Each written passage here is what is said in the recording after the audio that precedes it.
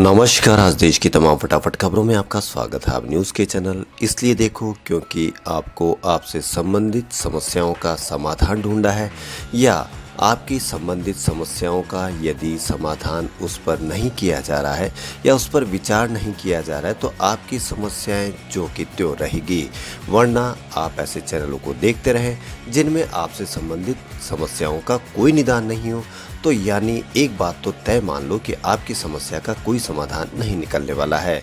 जैसे बच्चों की बेरोजगारी से, बढ़ती महंगाई से, जो भी कोरोना काल में आपने भुगती हो ऐसी तकलीफ़ों से, यानी या तो आप तकलीफ़ें भुगतते रहो या ऐसे चैनलों को बढ़ावा दें जिनमें खबरें हो आपके लिए, आपके परिवार के लिए और जिससे अपना देश तरक्की कर सके, अपना परिवार तरक्की कर सके।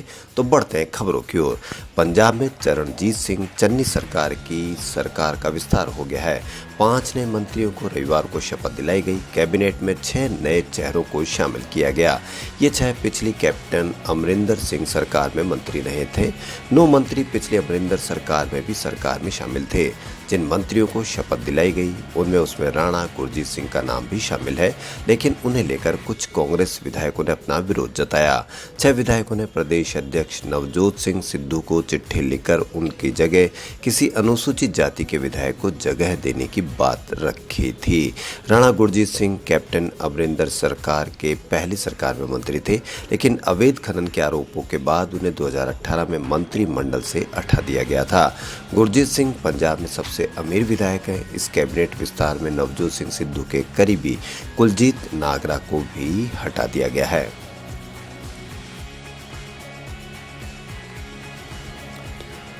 जम्मू कश्मीर में आतंकी संगठनों के खिलाफ सुरक्षा बलों को एक और बड़ी कामयाबी मिली है। कश्मीर के बांदीपुरा इलाके में रविवार को सुरक्षा बलों, जम्मू कश्मीर पुलिस ने संयुक्त तौर पर तलाशी अभियान चलाया और इस दौरान आतंकियों से मुठभेड़ हो गई।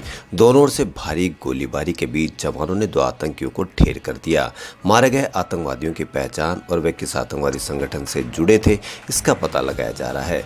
पुलिस के एक अधिकारी ने पीटीआई भाषा को बताया कि सुरक्षा बलों ने उत्तरी कश्मीर में बांदीपुरा के वटनेरा इलाके में आतंकवादियों की मौजूदगी में सूचना मिलने के बाद इलाके की घेराबंदी की गई और तलाशी अभियान चलाया।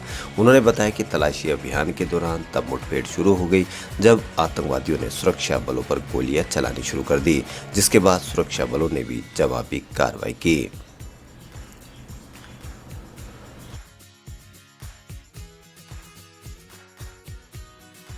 अफगानिस्तान में तालिबान के कब्जे के बाद से ही महिलाओं की परेशानी बढ़ गई है। अफगान अमेरिकन इतिहासकार बहार जलाली ने काबुल में जब तालिबान समर्थक रैली में महिलाओं को पूरा चेहरा ढके देखा तो उन्होंने कैंपेन शुरू किया है। कैंपेन के जरिए परंपरागत अफगान परिधानों को सामने लाना है। वाशिंगटन से करीब 1 घंटे की दूरी पर मौजूद मेरीलैंड के ग्लेनवुड में रहने वाली जलाली ने कहा कि मैं बहुत चिंतित थी कि दुनिया यह सोचेगी कि काबुल में महिलाओं ने जो कपड़े पहन रखे हैं वो परंपरागत अफगान परिधानों है। मैं नहीं चाहती थी कि मेरी संस्कृति और विरासत को गलत तरीके से पेश किया जाए। 56 साल की जलाली ने social media hashtag do not touch my clothes और अफगानिस्तान कल्चर बनाए। जल्दी ये बेहद लोकप्रिय हो गए। इन हैशटैग से महिलाएं रंगीन कढ़ाई वाले कपड़े पहनकर और कैमरे के सामने मुस्कुराते हुए तस्वीरें खिंचवा रही है। AFP से जलाली ने कहा कि अफगान महिलाएं हिजाब नहीं पहनती है।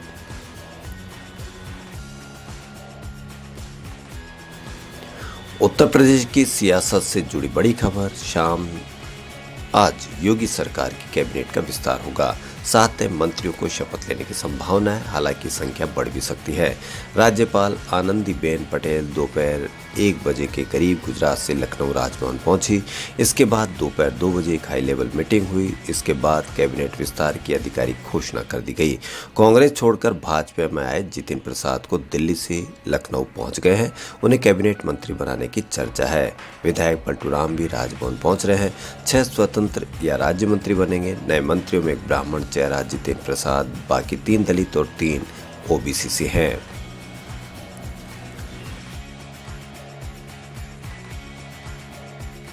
प्रधानमंत्री नरेंद्र मोदी ने रविवार को देशवासियों के साथ मन की बात की। इस दौरान पीएम मोदी ने आर्थिक स्वच्छता का संकल्प लेने का आह्वान किया। साथ ही उन्होंने विश्व नदी दिवस पर बोलते हुए नदियों को स्वच्छ रखने के लिए सबके प्रयास की आवश्यकता जताई। साथ ही पीएम ने देश के लोगों से महात्मा गांधी की जयंती पर खादी की रिकॉर्ड खरीदारी का भी आह्वान किया।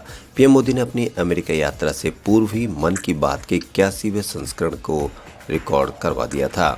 पीएम मोदी ने मन की बात के दौरान कहा कि हम नदियों की सफाई और उन्हें प्रदूषण से मुक्त करने का काम सबके प्रयास और सबके सहयोग से कर ही सकते हैं।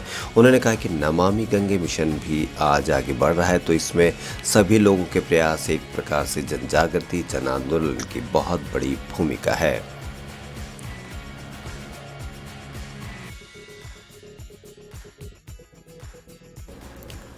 प्रधानमंत्री नरेंद्र मोदी ने अपने 3 दिवसीय अमेरिकी दौरे के बाद आज दिल्ली लौट आए हैं। दिल्ली पहुंचे प्रधानमंत्री नरेंद्र मोदी का भाजपा के राष्ट्रीय अध्यक्ष जेपी नड्डा ने स्वागत किया। एयरपोर्ट के बाहर प्रधानमंत्री नरेंद्र मोदी का स्वागत करने पहुंचे लोगों का प्रधानमंत्री ने अभिनंदन किया।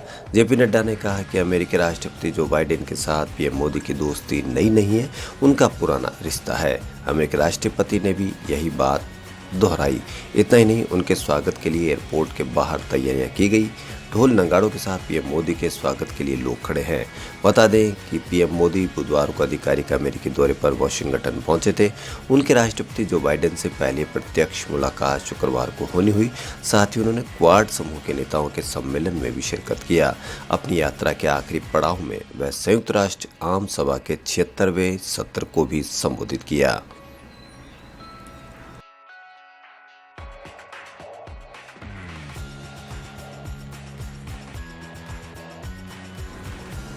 संयुक्त किसान मोर्चा ने केंद्र सरकार के तीनों कृषि कानूनों के खिलाफ 27 सितंबर यानी कल भारत बंद का आह्वान किया है। संयुक्त किसान मोर्चा के कुल 40 संगठनों ने आम लोगों के साथ साथ नई राजनीतिक पार्टियों से भी समर्थन मांगा है। भारत बंद के मद्देनजर दिल्ली समेत आसपास के कई राज्य सुरक्षा के पुख्ता बंदोबस्त किए गए हैं। वहीं आंदोलन के 10 महीने पूरे होने के बाद भी सरकार की तरफ से कोई कदम नहीं उठाए जाने से किसानों में भारी नाराजगी है और अब वे आर पार के मूड में दिख रहे हैं। भारत बंद को लेकर संयुक्त किसान मोर्चा ने बताया कि ये बंद सोमवार को सुबह 6 बजे से लेकर शाम 4 बजे तक रहेगा। इस दौरान सभी सरकारी और निजी दफ्तर, शिक्षण संस्थान, दुकानें, उद्योग और व्यावसायिक प्रतिष्ठान बंद रहेंगे। वहीं आपात प्रतिष्ठान, सेवाएं, अस्पताल, दवा की दुकानें, एम्बुलेंस, राहत और बचाव कार्य और निजी इमरजेंसी सेवा पर कोई रोक नहीं रहेगी।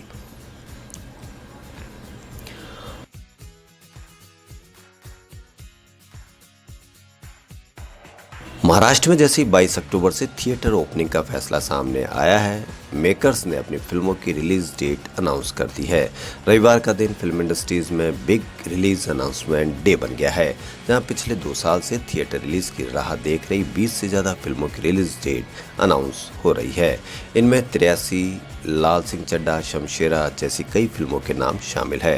रविवार दोपहर तक यशराज फिल्म्स और साजिद नाडियावाला प्रोडक्शन की करीब 10 फिल्मों की रिलीज डेट की घोषणा सोशल मीडिया के जरिए की गई। महाराष्ट्र सरकार के फैसले के तुरंत बाद प्रोड्यूसर डायरेक्टर रोहित शेट्टी ने सूर्यवंशी फिल्म इस दिवाली पर रिलीज करने की घोषणा कर दी थी। इसके अलावा राधे श्याम की रिलीज डेट 14 जनवरी 2022 अनाउंस हो चुकी है। वैसे ही तड़प 3 दिसंबर 2021 को रिलीज डेट होगी। खबरों में फिलहाल इतना ही। यदि आपको हमारा चैनल पसंद आए तो लाइक, सब्सक्राइब और शेयर अवश्य करें। धन्यवाद।